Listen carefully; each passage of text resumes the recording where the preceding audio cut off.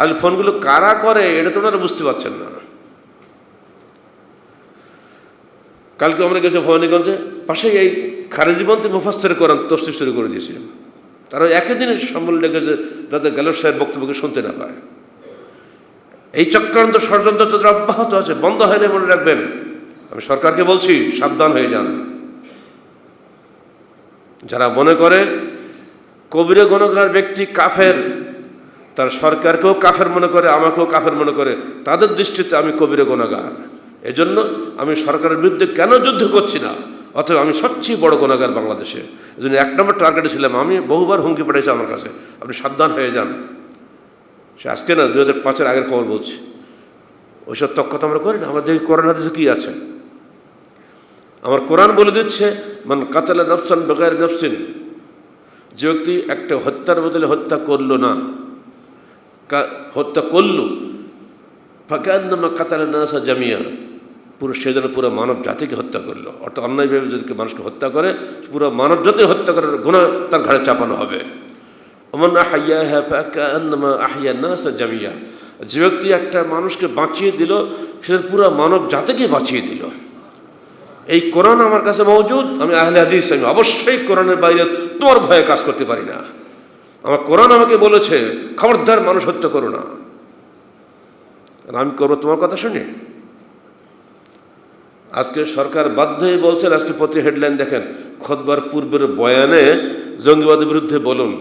Police দেওয়ার, media দেওয়ার হচ্ছে না, এখন দেখতে হুজুরদের কাজে লাগাতে হবে।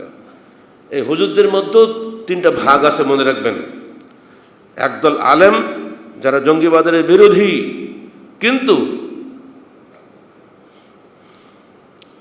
কিছু বলে না, ভয়ে অথবা স্বার্থে।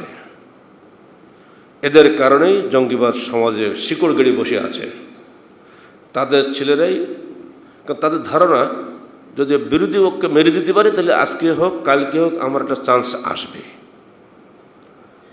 ওদের লক্ষ্য খালি ব্যালটের যুগ জয়লাভ করা। এখন ব্যালটের যুগ, ব্যালটপন্থী জঙ্গিবাদী আর বুলেটপন্থী জঙ্গিবাদী, উভয় জঙ্গিবাদ থেকে আপনারা সাবধান হন। ভোট করলেই সে ভালো হয়ে যাবে, ভোট না করলে সে খারাপ হয়ে যাবে, এই চিন্তা ছাড়ুন। ব্যালটপন্থী জঙ্গিবাদীরাই কিন্তু বেশি ক্ষতি করে দিচ্ছে মানুষকে। আকীদাতে পরিবর্তন হয় নাই। আর দ্বিতীয় হলো, তারাই যারা জঙ্গিবাদকে সমর্থন করে না, কিন্তু চুপ থাকে না, মানুষকে বলে, প্রকাশ্যে বলে এটা অন্যায়। এই অন্যায় বলার হিম্মত খুব কম লোকেরই আছে।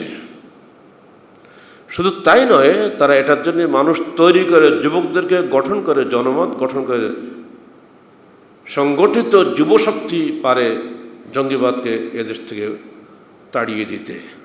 যুবকদেরকে বাদ দিয়ে বুড়াদের দিয়ে যে আপনি যতই ওয়াজ করেন কোনো কাজ হবে না।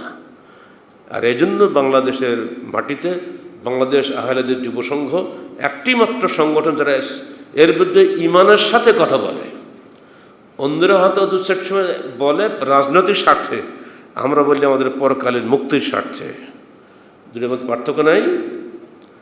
আর এই জন্য যে হামির কুৎসা একসময় মানুষকে উল্টাকে টাঙানো হয়েছে, জিএমজিদের কথা বলছি, সেইখানে কালকে ঘুরে এলাম, চ্যালেঞ্জ করে এলাম। সেই 2004 থেকে দেখো আজ পর্যন্ত এই তোমাদের বাগমারা থানার অফিসারকে জিজ্ঞেস করো, আহলে হাদিস যুব সংঘের একটা ছেলেকে তোমরা গ্রেপ্তার করতে পেরেছো কিনা? 1 টাকাও পারে নাই। কারণ আহলে হাদিস যুব সংঘের ছেলেরা এগুলো তো ধারে কাছেও জানে, মানে এর বিরুদ্ধে যা কিছু করণীয় তাই তারা করে, তারা যুবকদের সংগঠিত করে। আহলে হাদিস যুব সংঘ, সোনামণি, আহলে হাদিস আন্দোলন, আহলে মহিলা সংস্থা, জনগণের মধ্যে 4টি সংগঠন কাজ করে যাচ্ছে। শুধু জঙ্গিবাদের বিরোধী না, সমাজের যে কোনো অপকর্মের বিরুদ্ধে তারা কথা বলে। কেন বলে? এমপি হওয়ার জন্য বলে না, জান্নাতের কোনো একটু স্থান পাওয়ার জন্যই বলে। আমাদের লক্ষ্য জান্নাত, তাদের লক্ষ্য বঙ্গভবন। পার্থক্য আছে না?